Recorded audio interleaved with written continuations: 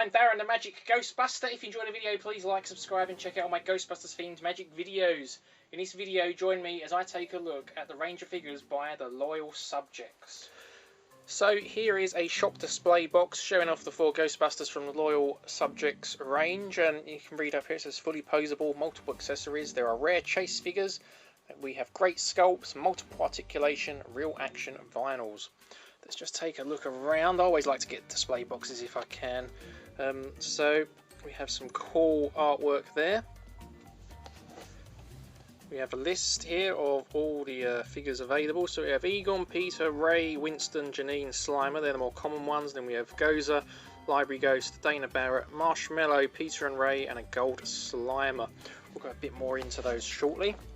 And then some more cool artwork around the side.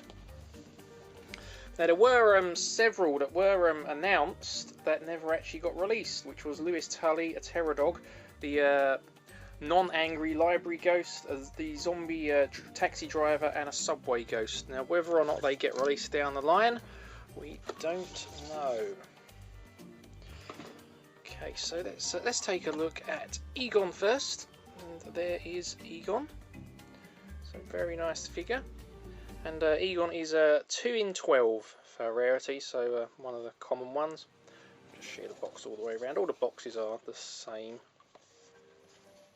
And he comes, of course, with a Proton pack, PK, meter, walkie-talkie. Let's bring in Peter Venkman. This is probably my least favourite, actually, because if you look around his eyes, he just looks...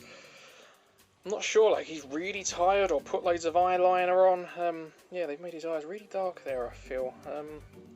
Yeah, poor Peter, he's had a hard night. But he comes with walkie-talkie, and let's look at Winston. And a nice looking head sculpt there.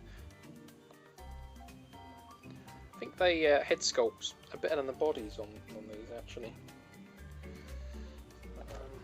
We'll look at Ray. You can see Ray is wearing his Ecto goggles.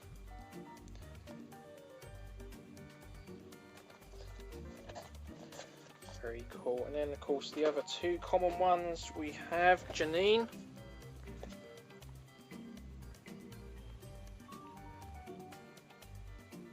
And Slimer, the ugly little spud. Now, I really like this Slimer, and I actually think if you're not into the Loyal Subjects figures, not your thing, I still think it would be worth getting the Slimer to display with the Plasma series. I think he's a quite good size and a decent sculpt, and they haven't done a Slimer in that yet, so I think that could be good for that. But there's Slimer looking very happy, and he comes with the catering cart, or room service cart as they've called it. Now let's just take a look at this one as well. It doesn't actually have a number for rarity, but it's the Stay Puft Marshmallow Man, and this one is a little bit bigger than the other figures, as you'll see there. I'm gonna look at the back. See, these were available in a separate box, which I guess is why it doesn't have a 1 in 2 or whatever on the on it. Now I bought most of these from Nerd Toys UK. Now the next couple I want to show you is I mention that because of the rarity of these 2. Now the Library Ghost is supposed to be 1 in 48 and Gozer is 1 in 24. Now Nerd Toys told me they got I think it was a few hundred figures in total. They got quite a lot of Library Ghosts and not one single Gozer, which doesn't make sense since the Library Ghost is the rarer one.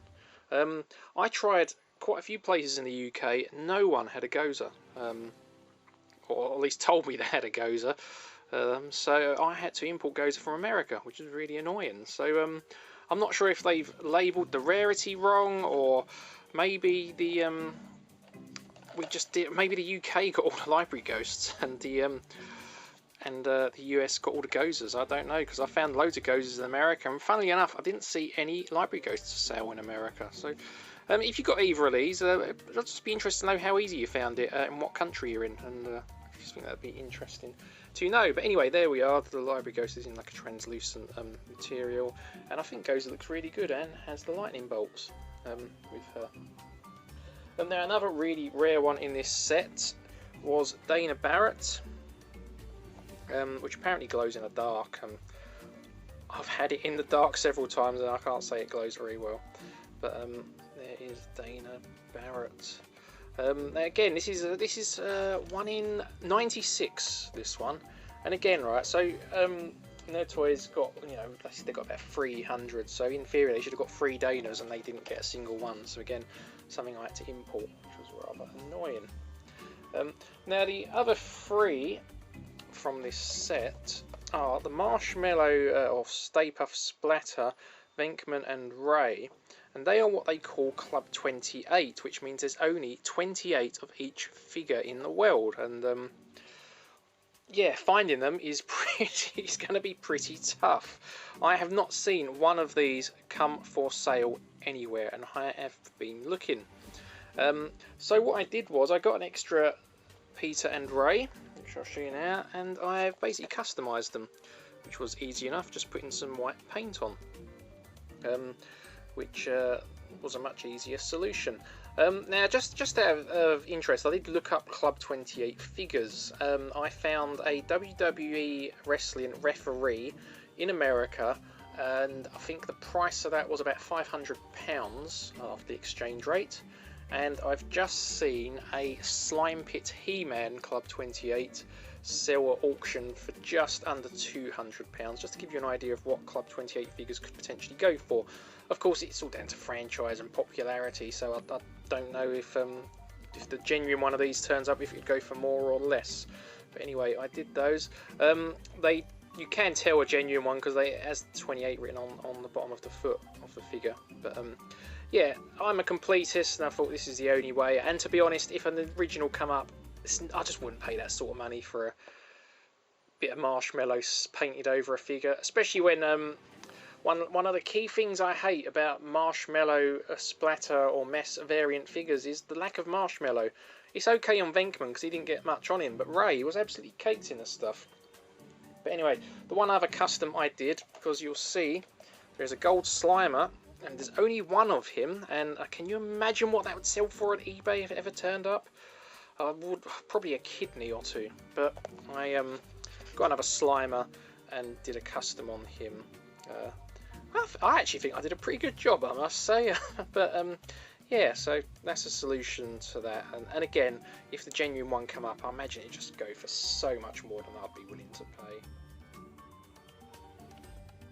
Now on to some of the exclusives. So the figures I just showed you come out in early 2020.